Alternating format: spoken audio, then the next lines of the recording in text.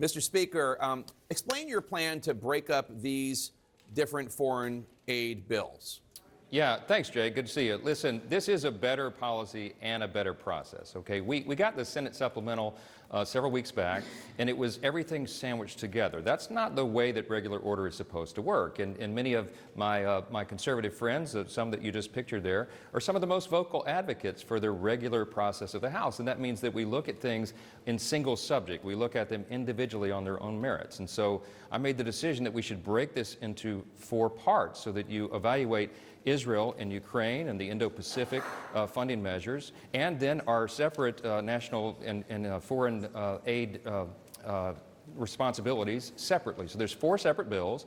Everyone will be able to give it an up or down vote based on their own merits, and that's what they desire. Now listen, we made a better product as well, because Ukraine, as you know, is controversial. What we did, Jake, in this package, we changed it.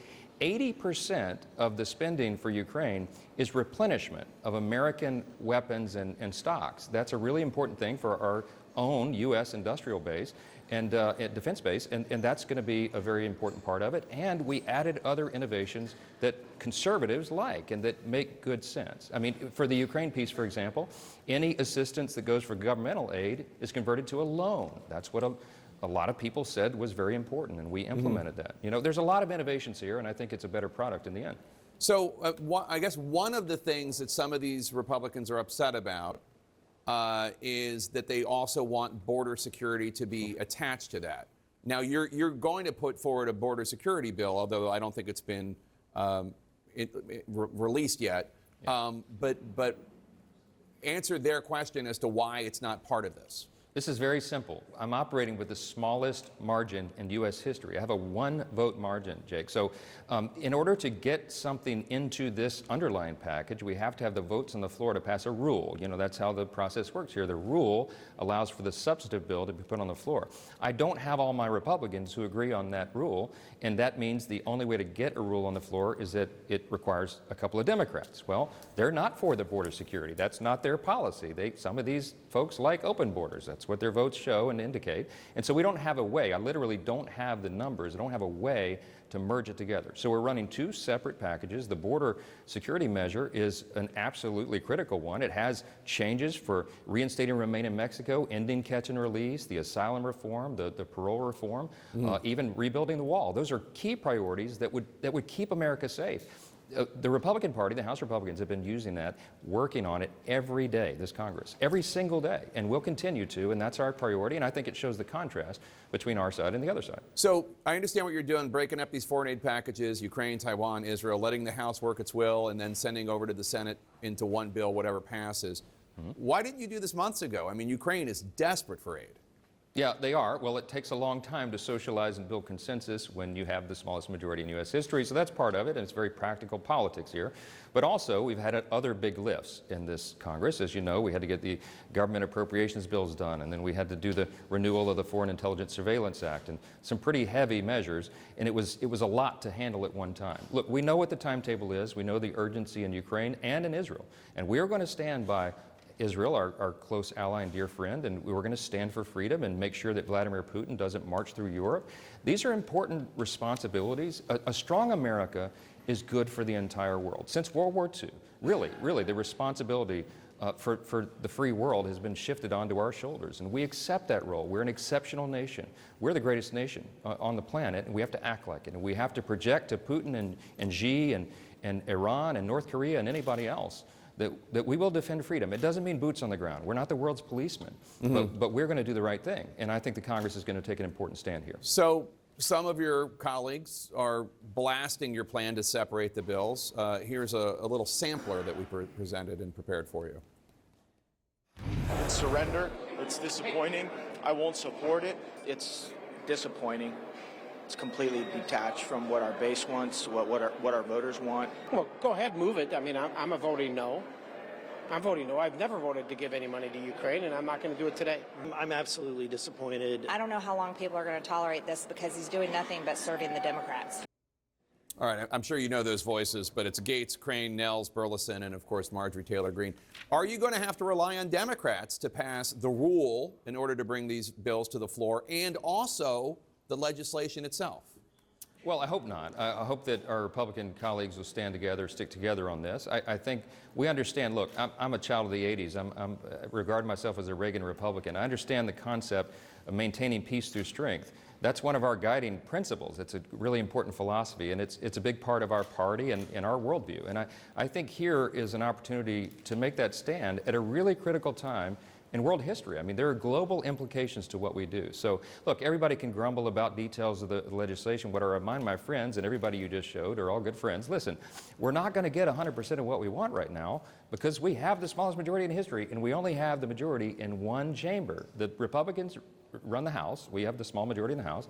The Democrats are in charge of the Senate and the White House. So by definition, we won't get everything we want, but we got a great product here at the end, much better than the alternative that came in the Senate supplemental. And now everybody gets to vote their conscience, up or down. That's what we're for, regular process, regular order, and accountability to the people. And I think you'll see that here this week. So Marjorie Taylor Greene, who has emerged as perhaps your chief nemesis in the House Republican Conference, is promising that this motion to vacate, to get rid of you, will happen.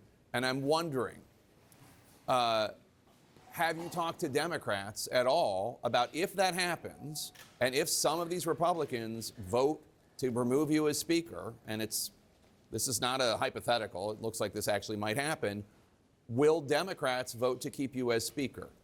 I've not asked any Democrats to get involved in that. I believe the House will do its will. Look, I'm trying to govern and lead this institution at a very interesting, unprecedented time. We have challenges right now that no previous generation has faced. Newt Gingrich posted a few days ago on social media, the Speaker's job is effectively impossible now. He said that I'm doing the hardest job that maybe it has ever been in the history of the U.S. House.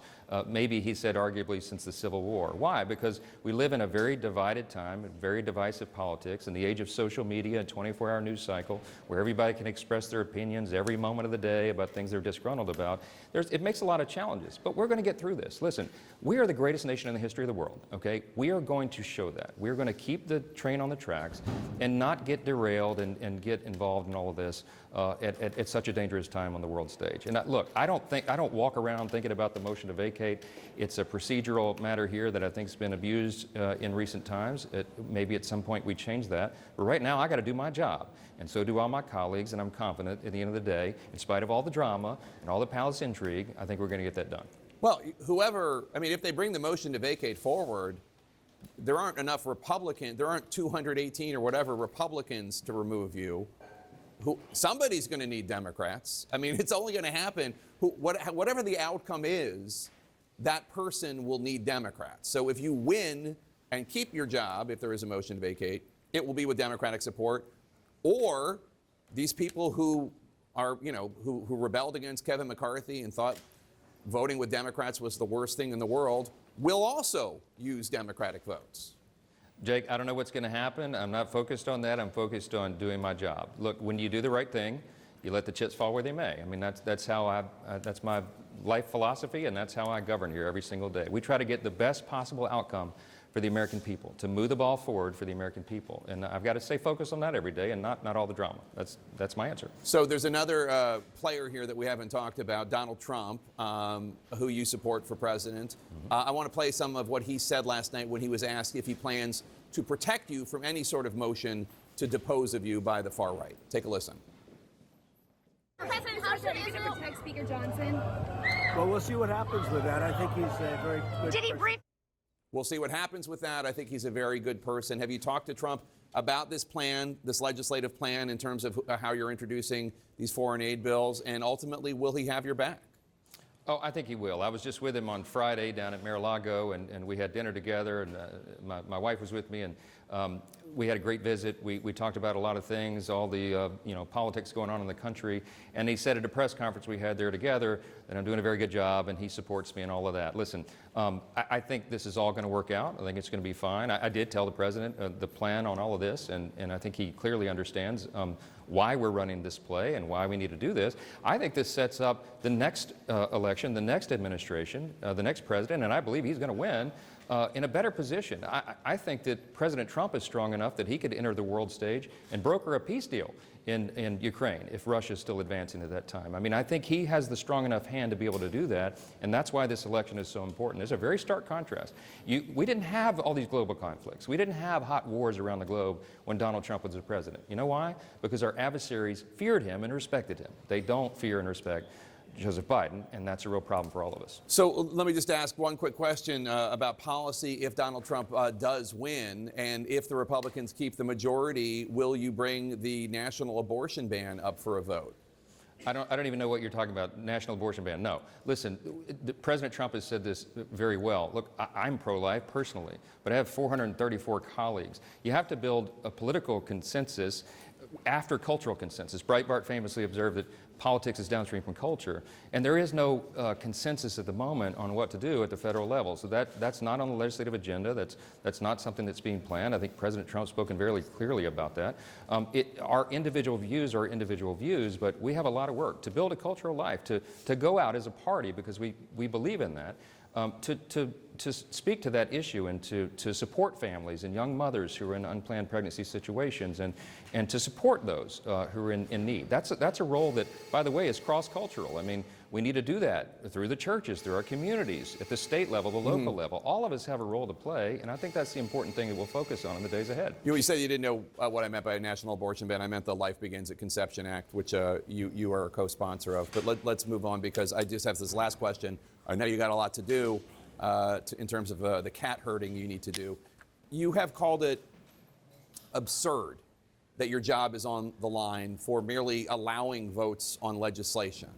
I wonder if you ever look at this swirl of chaos that you are now in the center of. The members of Congress who think they live in a world where they don't have to compromise with Democrats, even though Democrats control the Senate and control the White House. These individuals many of whom seem to say things that, like calling you a Democrat. Marjorie Taylor Greene called you a Democrat. Opinions based not in reality. I wonder how much you look at that, and you wonder if you contributed to it in any way. That's a good question, Jake. You and I have known each other a long time. I think we go back maybe 20 or 25 years. And we do. I'm a lifelong conservative. You know my whole record. But I'm also, I believe what Mike Huckabee said one time. He was running for governor of Arkansas. He said, I'm a conservative, but I'm not mad at anybody about it. I mean, that's my philosophy, right? What I try to do as a freshman in Congress, I came in the same time Donald Trump did in 2017. The first thing I did here was I authored what I call the Commitment to Civility. I founded the Honor and Civility Caucus. We had a huge group of, I think, 168 Republicans and Democrats, everybody from John Lewis to Paul Ryan on the other side, who signed on to that commitment, and it said, you know what, we're going to treat one another with dignity and respect. We can disagree on philosophy and policy, and we will, because that's kind of part of the process here. We don't hate each other. Everybody in this building is a fellow American. I consider them colleagues and friends. I mean, I have vehement disagreements with my colleagues on the other side on the ideas and the legislation, but I don't hate anybody. I mean, we're supposed to regard one another as Americans and honor one another with dignity and respect. I think that's a human quality. I think it's about human dignity at the end of the day, and I think that's what we ought to advance here. And it saddens me that the institution has devolved to where it is, but I think we can bring it back. I'm an optimist, Jake. I always have been. Good luck with that, sir, and thank you so much for dropping by.